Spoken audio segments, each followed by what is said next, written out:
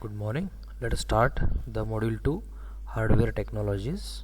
Okay, in that we are starting with the chapter 4 processors and memory hierarchy. So first concept discusses with the processor hierarchy, and later part will discuss about memory hierarchy. Before we could go for processor hierarchy, we need to look at some of the important terminologies. So the first one is design space of processors. So the design space means it is in real world how much space a processor is required to place it on an embedded system or a computer, and how much VLSI space it is taking to develop or design the processor architecture. Okay, so few of the important points which are important with respect to the second this diagram are, first I am listing, later I will explain the diagram.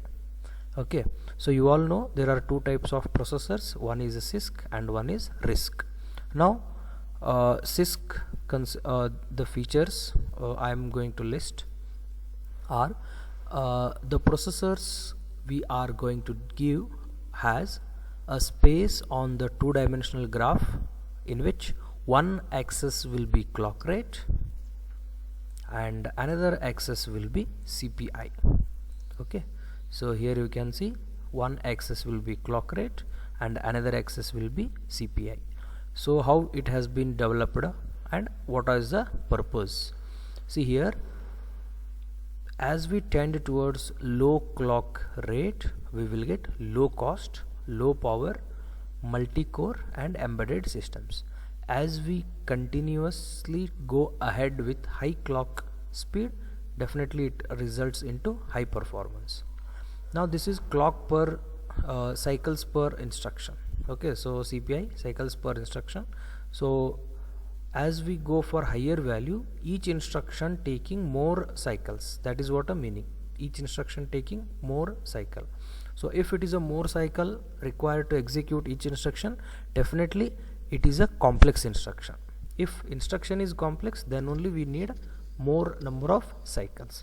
So if definitely on the top it will be CISC. Why is? Because CISC are complex instructions. Since they are complex in the architecture, definitely they need more number of cycles. RISC are reduced instruction. That means we will get we need least or lesser number of cycles to execute RISC type of instructions. Now what is this subcategory? Where we have lesser number of CPI, but we are tending towards more number of clock speed. As I mentioned, as we move from small value of clock speed to the higher value of clock speed, this is a means x-axis progression. X-axis progression leads to high performance. So high performance. Now second thing, why the graph is tending, this area shadow, lined area is towards the lower value of CPI. See here, CPI definition is cycles per instructions. If one instruction is taking 5, so 10 instruction will take 50 cycles. 50 cycles means 50 time amount. So here investment will be more as we go for high CPI. So low or lesser CPI means within small amount of CPIs we can finish the work. So here this area will give us highest performance because one is clock speed more, second thing is less CPI. That is what the definitions are here. So see here, we are trying to manufacture, manufacturers are trying to reduce the number of cycles per instruction, because if an instruction takes more cycle, if one instruction takes more cycle, another instruction will also take a more cycle, and third instruction will also take a more cycle. So finally we end up with few number of instructions executed with a lot of CPU consumed. So that makes delayed execution. So that is not acceptable in today's life, where we want fast execution. Okay, so here one more point is, as I mentioned, each processor occupies a space on the hardware. Okay, space on the hardware. So what the manufacturer did is, they wanted less space on the hardware, more clock rate, lower CPI, hence they tend towards this area of the graph where CPI is less, speed is more, and physical area occupied is also going to be lesser. So that is what their interest to develop any processor. Okay, so now what do you mean by superscalar processors? So it is a subsection of RISC. Okay, if it is a subsection of RISC, what should be the features of superscalar? They will take less number of CPI and they exhibit more amount of clock rate. So if clock rate is more and less CPI, definitely we can expect high performance. Okay, and they also allow multiple instructions execution at a time. That means simultaneously. So meaning is what? In each cycle we can see multiple instructions getting executed. Okay, so here is one analysis. Please see to this diagram. Okay, so here you can take a sample at the time of 4th second to 5th second. The time of 4th second to 5th second. Here many processes or instructions getting executed. It is in a scalar processor. Okay, see here at the time. Why not we can have maximum number of instructions getting executed in the time interval between 0th to 1st is processor just now started execution. Hence we can expect execution of next instructions one after another at some time interval, somewhere from instruction 3 to probably up to instruction 10. You can see time between 3 to 10 the processor is heavily busy doing 4 to 5 works at a time. Fetch of previous, execution of, decode of the previous, execution of present, write back of the previous, like that. Fetch, decode, execute, write back, like that. Every time it is totally or maximum utilized. Okay, so coming for the definitions, superscalar means multiple instructions will get executed at a time. Okay, so execution not only mean to calculation, it also includes a subsection called as fetch, decode, execute, write back. Real execution is arithmetic operation or logical operation, but to perform such arithmetic or logical, we need to fetch that instruction, we need to decode the instruction, and we need to write the previous instruction's result. Then only the dependent next instruction can be fetched, decoded, executed, and continuously written back. Okay, so the effective CPU of a super processor should be less than that of a generic scalar processor. See here with the graph we can prove. Okay, it is a scalar processor. Okay, here what happens, this is more as we go for 2 cycles or twice cycles of the base. If we go, the base scalar processor is definitely more, it is doing more number of works. Okay, more number of works we are doing, and also the total time to finish the work, please make a note, a 2-stage pipeline taking 16 seconds, twice the base cycle is also taking 16 seconds, whereas a base scalar processor will finish the work in 13 seconds. By this we can say base scalar processor will take less time, plus if it is taking less time, definitely in that time span itself it is doing more number of activities. That's why we have finished the work in lesser time. That is what the meaning is. Okay, so next one is, okay, So generally clock rates of risk, scalar risk and superscalar risk are measured similar. It is in terms of gigahertz. We are not measuring in terms of different measuring levels, like one in a megahertz and one is a gigahertz. Almost all computer what we are using, their CPI is mentioning in gigahertz, the same. Okay, so next one is advanced processor technologies. So we know thoroughly about CISC architecture and RISC architecture. Whenever we are developing any application or some of the application, we can choose either CISC or RISC based upon our interest to the cost. If we have more amount, the investment amount, then we will go with the RISC. If we have less, we can go with the CISC architectured processors.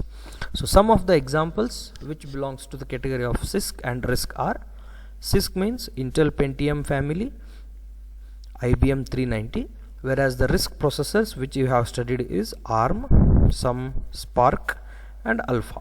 Here we know ARM as a processor and controller. Okay, so as I mentioned, one more point is repeated: RISC processors will execute multiple instructions at a time. Okay, so next, what do you mean by instruction pipeline? Instruction pipeline which we are going to execute in here is, or explain here, is fetch, decode, execute, write back. The definitions you have studied in your computer organization. As a reminder, let me recall the definition of fetch: collecting data as well as instruction from the memory. That is fetch. Here memory may be first register, if not cache, if not found then RAM, if not found then it is ROM, if not found then it will be cloud. So total definition of fetch is collect. So decode. So generally what happens, we will write a mathematical equation like C equals A plus B, but in real computer will not understand C equals A plus B. What it will do is load some value from A to some register, load B to some other register, next add R1 comma R2, next store C comma R1. That means A value is copied into R1, B value is loaded onto R2, R1 and R2 are added. Finally the result in R1 is stored in C. Even though we write in high level language like a C programming, C equals A plus B, internally it will get decoded into 4 sub works: 2 as load, 1 as add and another one as store. So that is what definition of decode. Next, execute means individual instruction executing. Maybe it is a load, maybe it is a store, maybe it is a arithmetic, or maybe it is a logical. Here the definition of execute means calculate. So write back.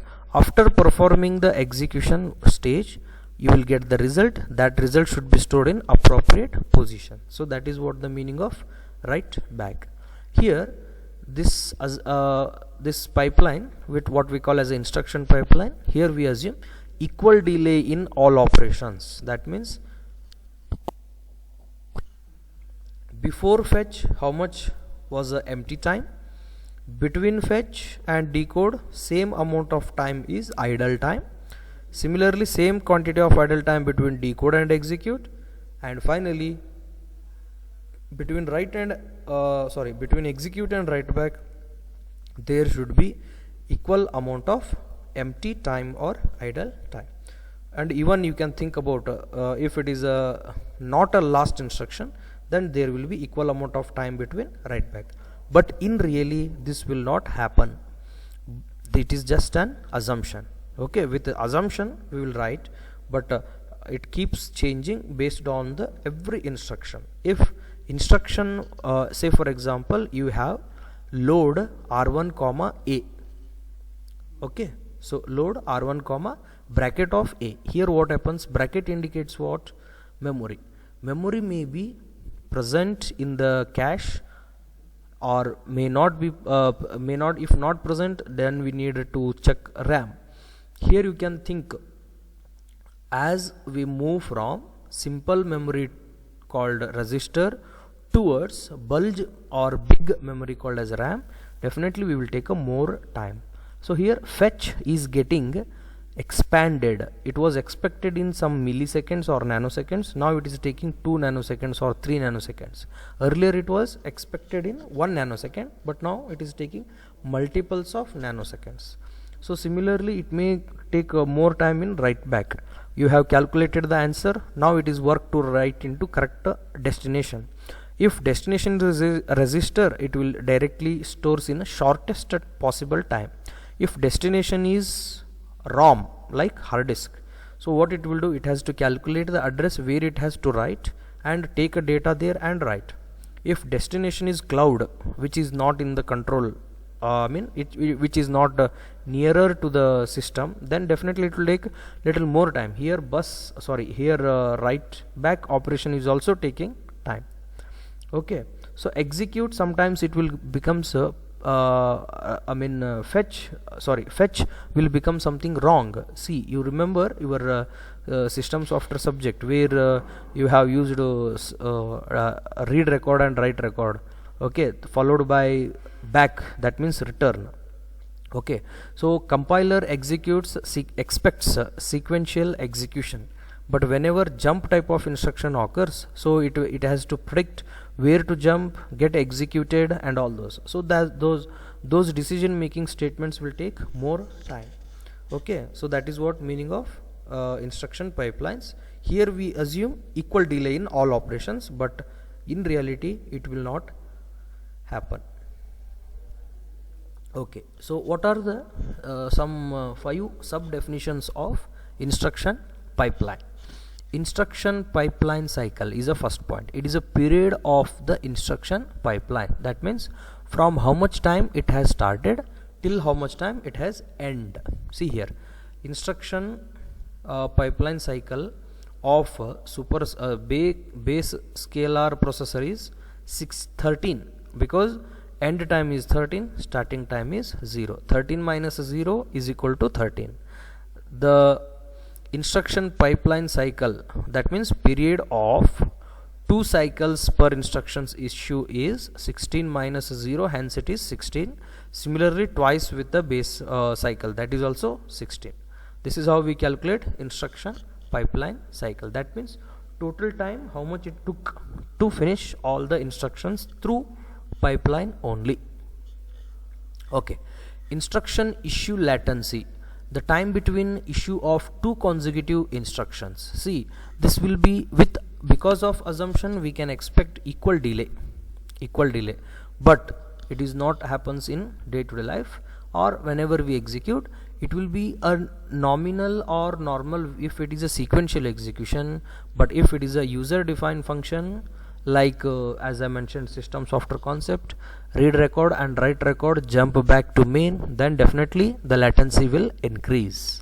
Next, instruction issue rate, number of instructions issued to the pipeline per second of the time.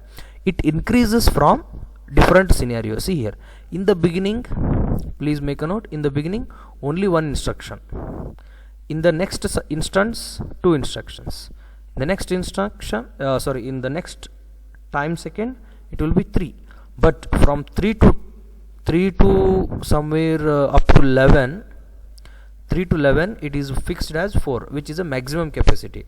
From 11 onwards again it keeps decreasing. Okay, this is how to measure the issue rate. Generally issue rate we assume it as 4, because stage of the pipeline will be 4.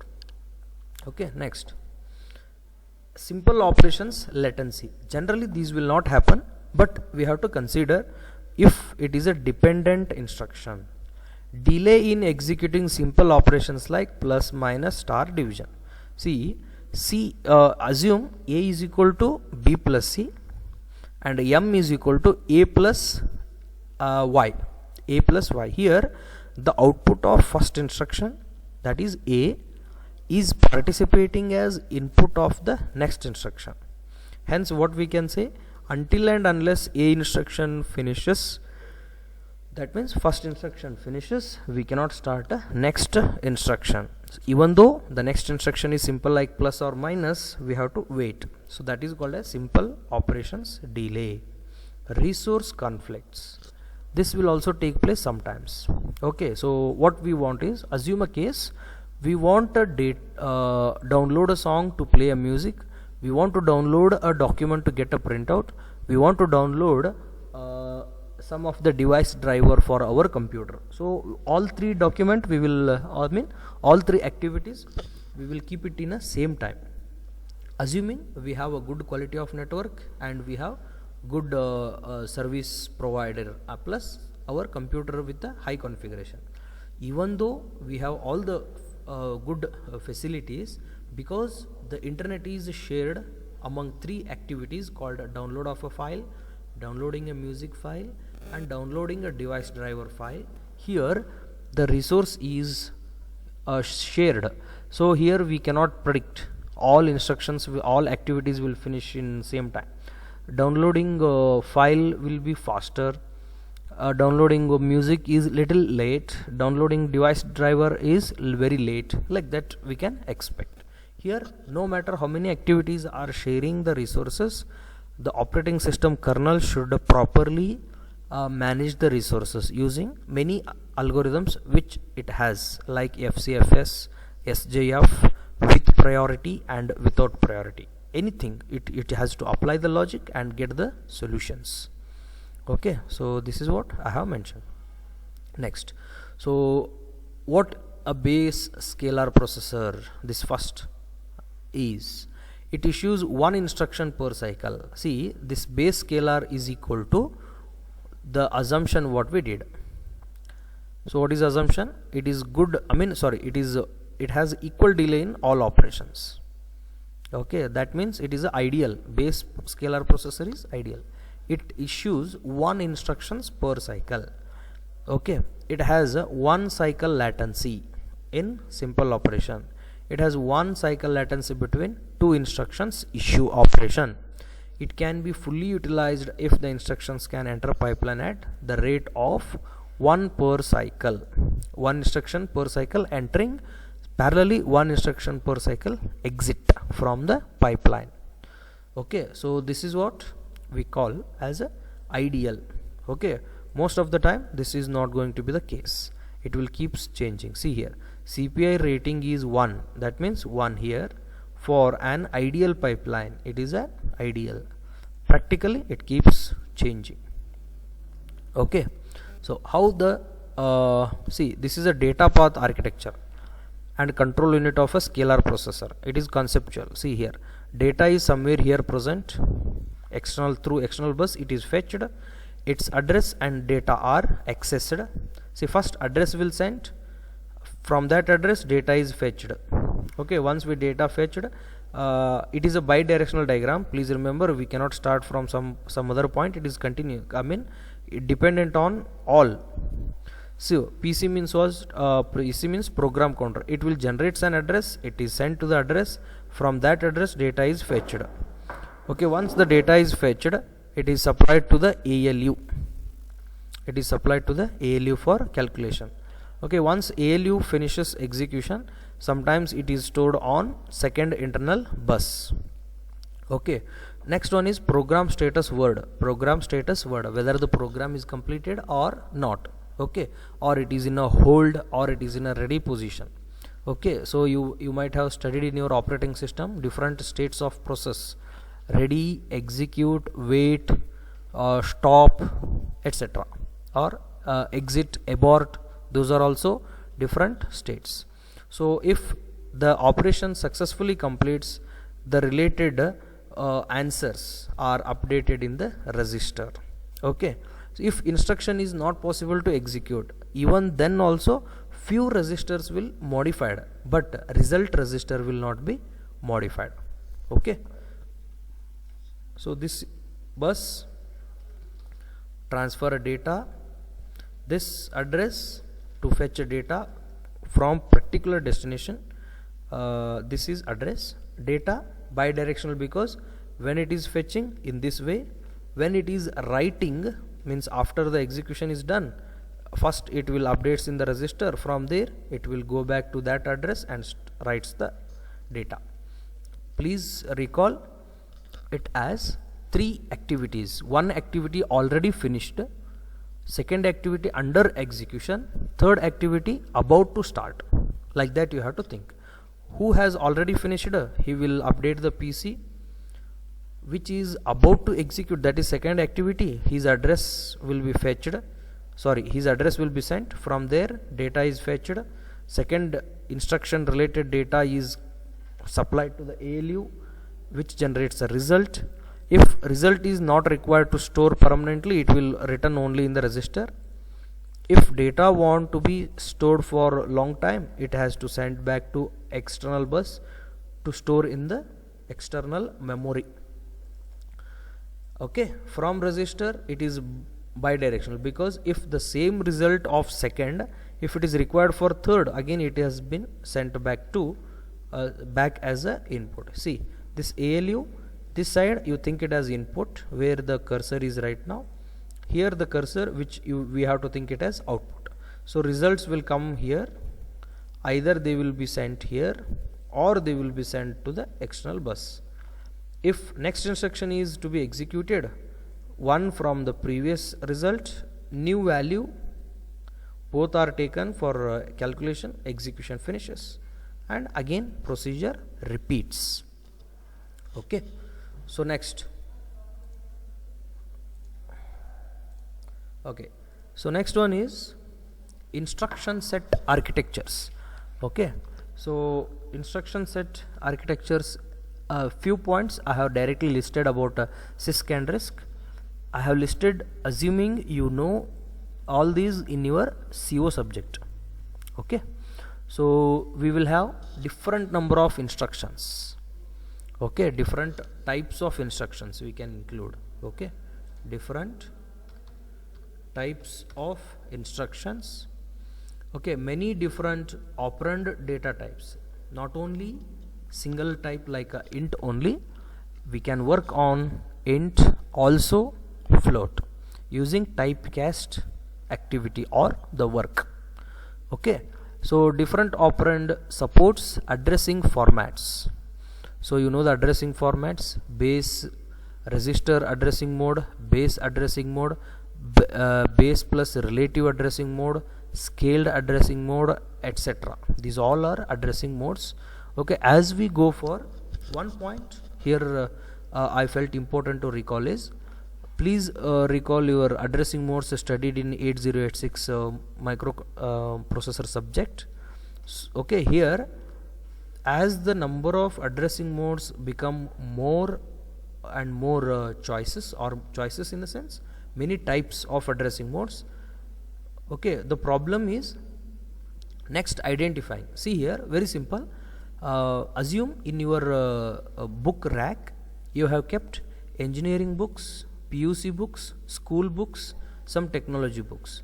So directly someday you feel to find out a book related to C. Okay, so you have kept all the books without categorizing. Okay, because you have many different many addressing modes. So suddenly you want to search for some book. So what happens that time is you need to search more area, because there are more category of books. So what is the alternative way? If you are if you were in a school days, keeping only school books. Okay, after finishing school days you will come for PUC, only keeping a PUC books, the school books in very separate section, or even destroying that also. Okay, destroying in the sense keeping aside. Okay, when you come for engineering, you are not mixing the engineering textbook with some other book, some other type of books like sports or like PUC.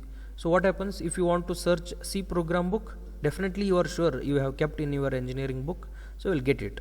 So that means how you generated a library or how you define the general library, based on that only you can predict whether the book will be available or not. Here also, among many addressing modes, which addressing mode is used for the present instruction will be identified. Okay. Next, small number of general purpose registers. I think we know in our 86 we have only 4 as a 16-bit and 8 as a 8-bit, like AH, AL, BH, BL, CH, CL, DH, DL. As a 16 bits, AX, BX, CX, DX. Okay, these all are very limited compared to what ARM. How many registers we had studied in our ARM are R0 to R15.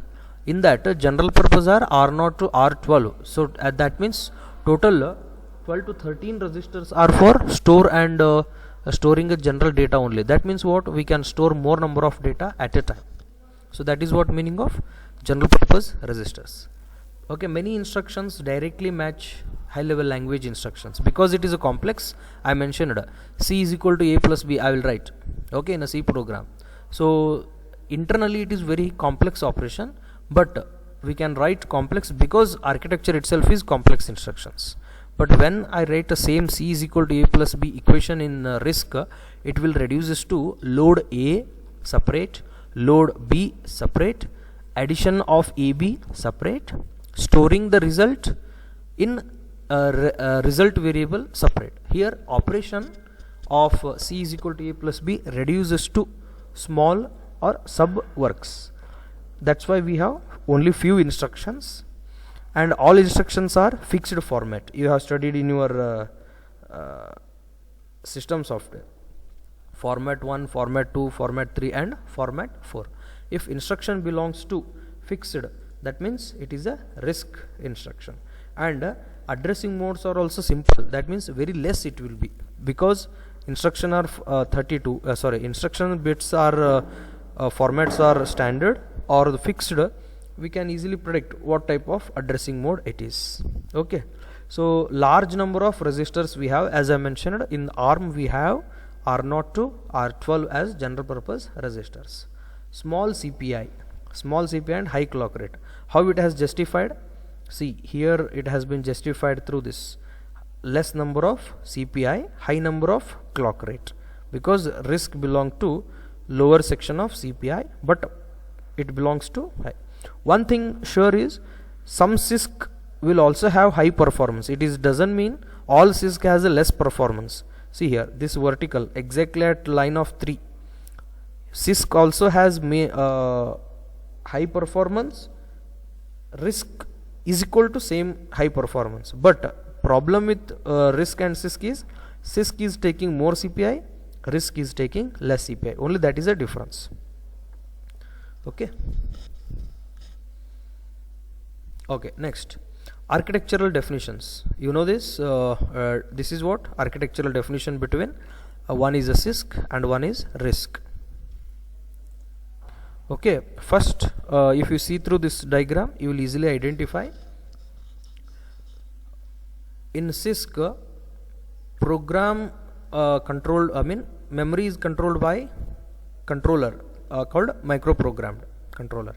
So that control unit will communicate with a common, very important, common instruction and data. So which communicates with cache, and it's try to find a data in main memory. If if data is present in memory, it is fetched, stored temporarily in cache, forwarded through common data and instruction path. Again it is supplied to control path for execution. Whereas in RISC we have separate instruction cache, we have separate data cache. Main memory, of course, it consisting of together, the data will be together, but when we fetch through RISC, instruction separately fetched, data is separately fetched, both will meet at control unit to get executed. Here the hardwired control unit means it is processor.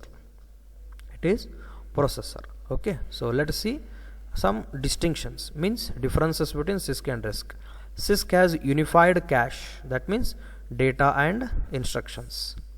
Okay, so microprogrammed control units and ROM in earlier processors. Okay, so these are controlled by microprogrammer, or some programs will control it, whereas in RISC, separate instruction, a separate cache for instruction, separate cache for data, and these are controlled through hardwired methods, not a program method.